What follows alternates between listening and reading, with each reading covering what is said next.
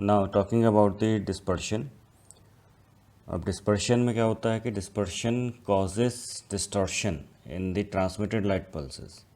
होता क्या है, जब भी हम major implementation optical fibre transmission के लिए कंसिडर करते हैं तो उसमें हम डिजिटल मॉड्यूलेशन अप्लाई करते हैं। उसकी वजह से क्या होता है कि जो डिस्पर्शन मैकेनिज्म होता है that causes the broadening of the transmitted light pulses. जैसे जैसे वो फाइबर के अलोंग ट्रैवल करेगी लाइट पल्स, जब रिसीवर एंड पे वो रिसीव होती है तो उसमें कुछ पल्सेस ओवरलैप हो जाती हैं, जिसकी वजह से वो इनडिस्टिंग्विशेबल रहती हैं। ये डायग्राम देखो आप। ओके, ये एक इलस्ट्रेशन दिया हुआ है फॉर द डिजिटल पैटर्न 1011। तो मान लो जो लाइट पल्स है वो अभी उसने डिस्टेंस L1 ट्रैवल किया है, उसने डिस्टेंस L1 ट्रैवल किया है फाइबर में। Then these two light pulses getting overlap here. Okay, and further when the distance L2 is traveled, okay, which is greater than L1, यानी कि जो ट्रांसमिटेड लाइट पल्स है जब और डिस्टेंस ट्रैवल कर दिया उसने, तो उसमें क्या हो रहा है कि जो अब ये तीनों पल्सेस क्या हो रही हैं, ओवरलैप हो रही हैं। देख रहे हो आप, ये ओवरलैप हो रही है यहाँ पे। तो ब्रॉडनिंग ऑफ द पल्स की वजह से क्या हो रहा है, एक इंटर सिंबल इंटरफ्रेंस होता है वो दैट बिकम्स मोर प्रोनाउंस्ड। एक प्रोसेस होता है inter symbol interference that becomes more pronounced here. Okay, so you can see that these pulses are indistinguishable pulses.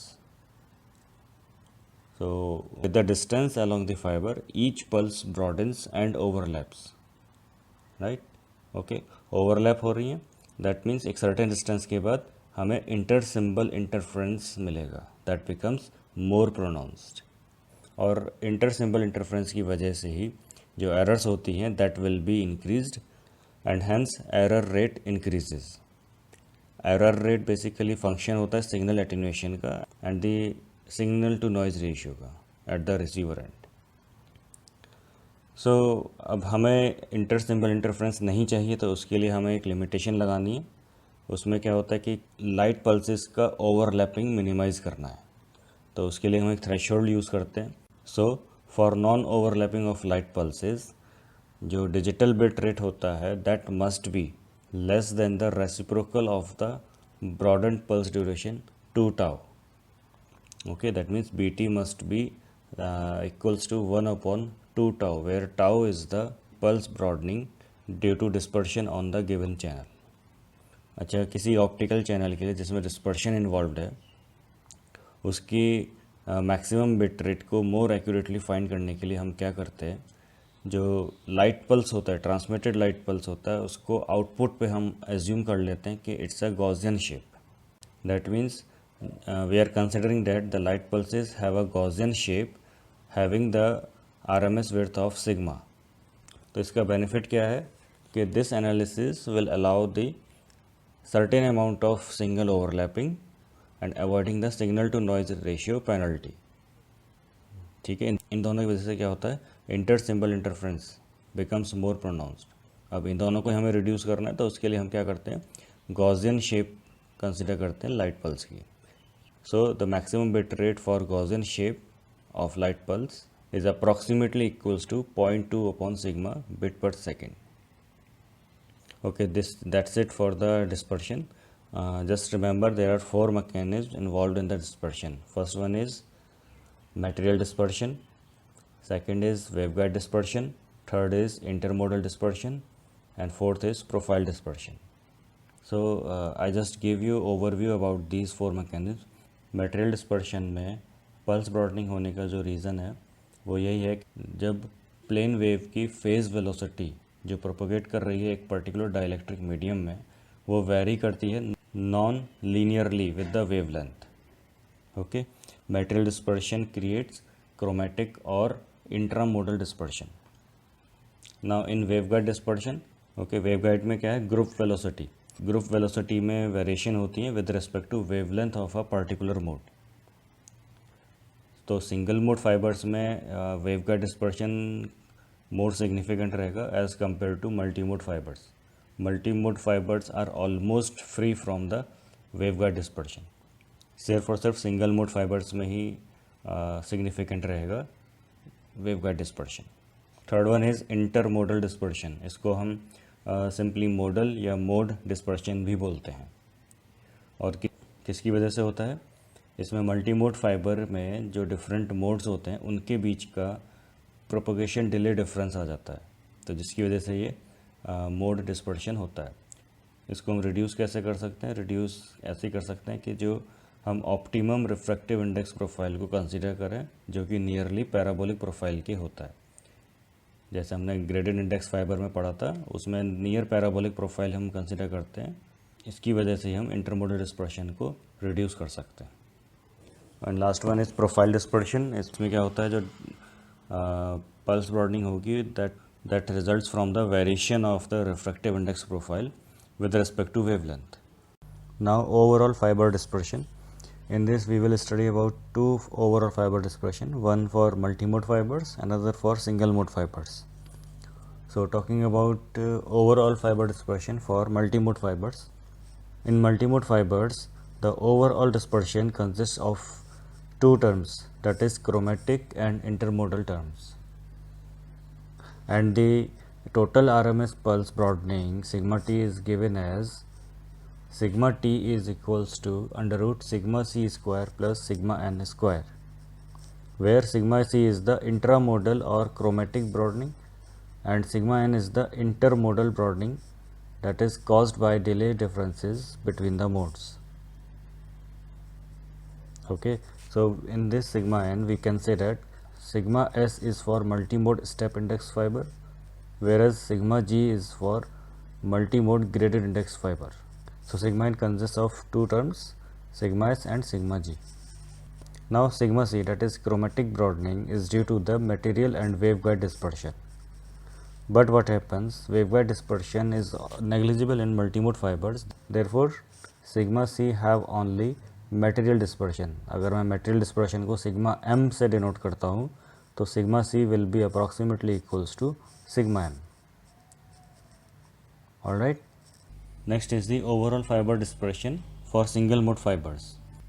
Recently we have studied about the multi mode fibers, जिसमें हमने क्या समझा था कि जो ओवरऑल डिस्पर्शन हो रहा है वो दो टर्म्स की वजह से हो रहा था. First one is chromatic dispersion, second one is intermodal dispersion. Single mode fibres में एक ही डिस्पर्शन होगा, दैट इज़ क्रोमैटिक डिस्पर्शन या इंट्रामोडल डिस्पर्शन, दोनों एक ही टर्म है.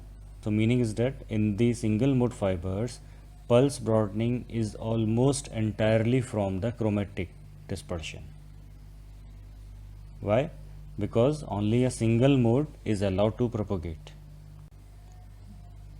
इसलिए इसमें बैंडविड्थ भी लिमिटेड रहती है.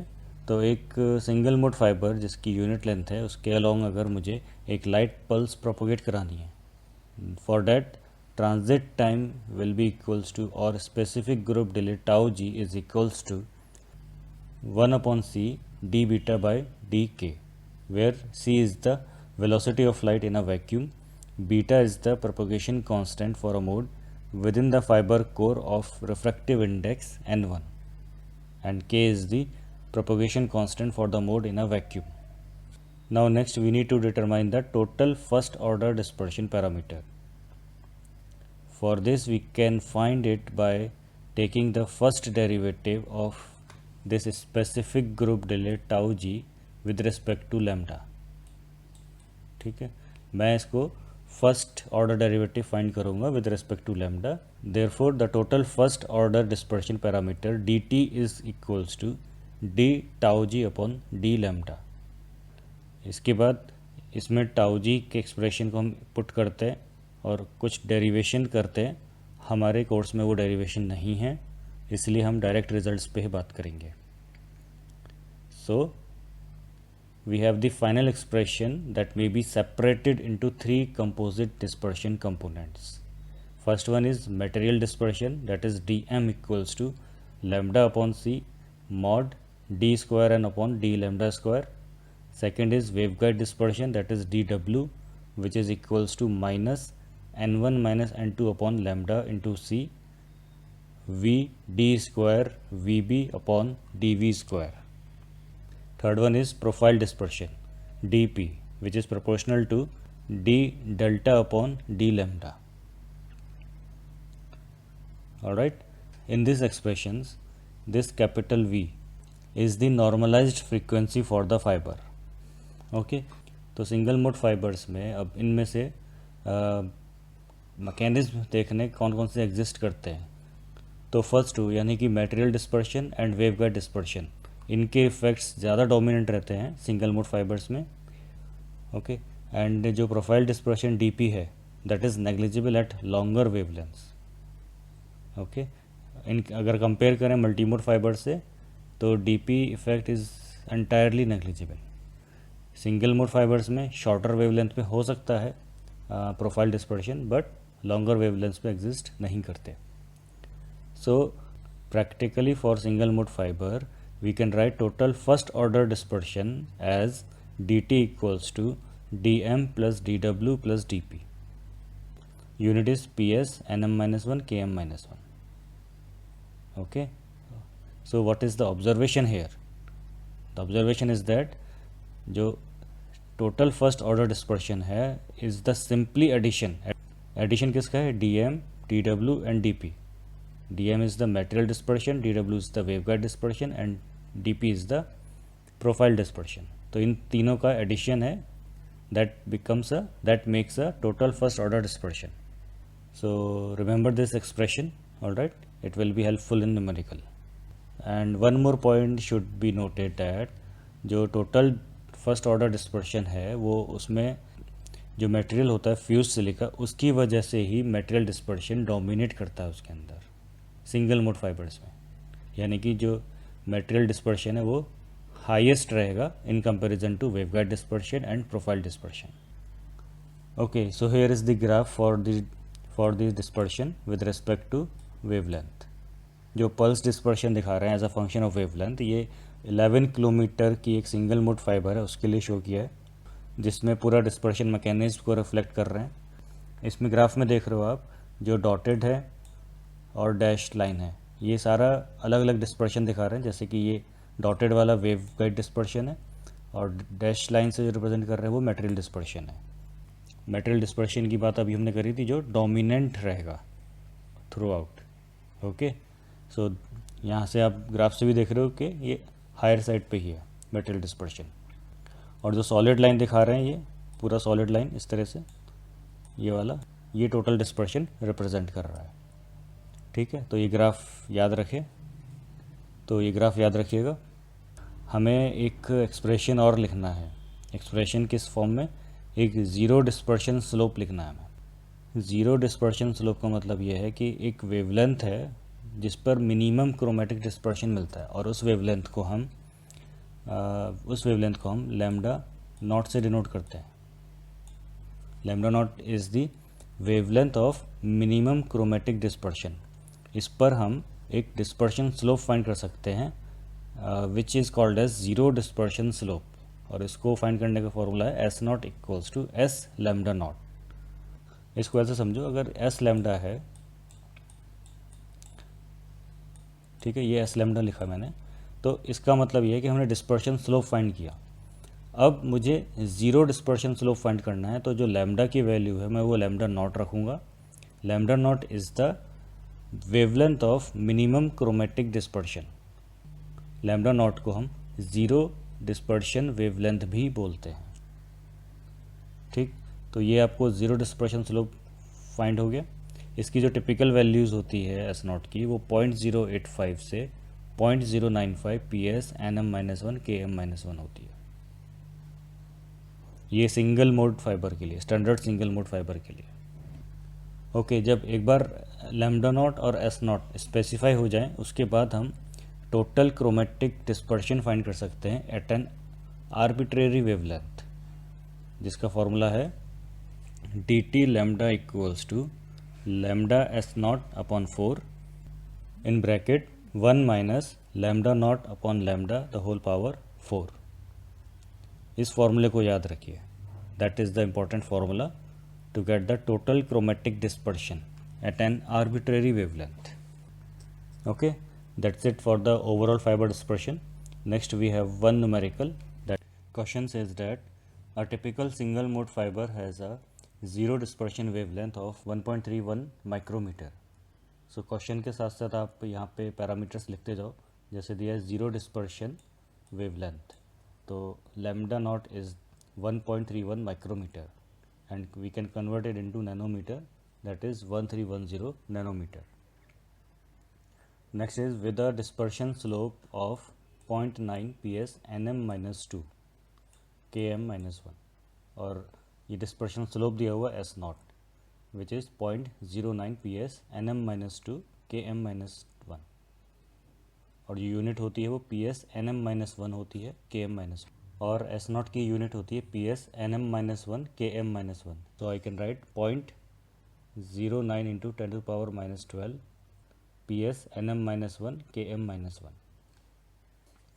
Now question is asking compare the total first order dispersion for the fiber at the wavelengths of 1.28 micrometer and 1.55 micrometer. So we have given two wavelengths, lambda 1 is 1.28 micrometer which is equals to 1280 nanometer, and lambda 2 is 1.55 micrometer which is equals to 1550 nanometer. Next, when the material dispersion and profile dispersion at the later wavelength are 13.5 and 0.4. So material dispersion of 13.5 ps nm minus 1 km minus 1. So we have dm as 13.5. Similarly, profile dispersion dp is given as 0.4 ps nm minus 1 km minus 1. So these parameters are given in the question. Now we have the formula for total first order dispersion as dt lambda equals to lambda s naught by 4 bracket में 1 minus lambda naught upon lambda the whole power 4. So we will put here first lambda 1 then lambda 2. So finding the value of dt with respect to lambda 1, so we have the formula. So we will write lambda 1 as 1280 nanometer and putting the values of lambda 1 s naught and lambda naught, we get the expression like this, and after solving this expression we get the answer minus 2.8 ps nm minus 1 km minus 1. Similarly, we will find for lambda 2. So dt at 1550 nanometer is equals to, after calculating the expression, we have 17.1 ps nm minus 1 km minus 1. Alright, so we have find dt for two lambda values, and out of these two values 17.1 is on higher side. Okay, so last part is asking determine the waveguide dispersion at this wavelength.